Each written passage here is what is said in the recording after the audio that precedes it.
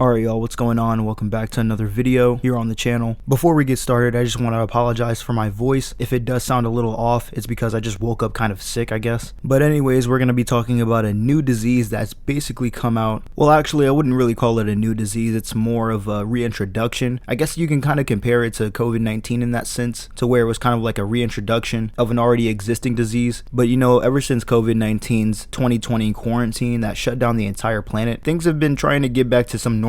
You know, everything's pretty much opened back up for the most part, I guess. And you know, a lot of restrictions on masks and things like that, you know, have been lifted for the most part. I know a lot of states are actually still using masks, but for the most part in the United States, the masks have basically gone. You can still wear them if you want to, you know, it's kind of advised that you just go ahead and get your vaccination so you don't have to do that in the first place. But you know, vaccinated people can, you know, go into parks without a mask on. You can go into stores without a mask on if you're vaccinated. There are a lot more people showing up in different places that used to be pretty much vacant during quarantine. And as for businesses and things like that, you know, everybody's going back to some normalcy, you know. But I'm not going to be the first one to say this, but this new disease, I guess, or reintroduction of a disease could kind of change everything. Now, I honestly don't know if it's going to ever be to the degree it was when COVID-19 first struck. I don't ever think anything else is going to get that big, at least not in my lifetime. You know, maybe when I have kids in the future or their grandkids probably will experience something like that. But today we're going to be talking about the monkeypox disease. Now, this is something that's completely new to me. I've never heard about the monkeypox ever. The only pox I've ever heard of, and you've probably ever heard of, is chickenpox. And I'd say the symptoms are pretty much the same. If you go ahead and look at pictures of the monkeypox and humans that are infected with them, you'll pretty much notice medium-sized bumps filled with what seems like pus or something like that. And apparently this stuff comes from Africa and it's now in the United States. More than 200 people in the 27 US states are being tracked for possible rare monkeypox infections, health officials say. They fear many people have come into contact with a Texas man who bought the disease from Nigeria earlier this month. The man, believed to be the first monkeypox case in the US since 2003, was taken to a hospital but in a stable condition.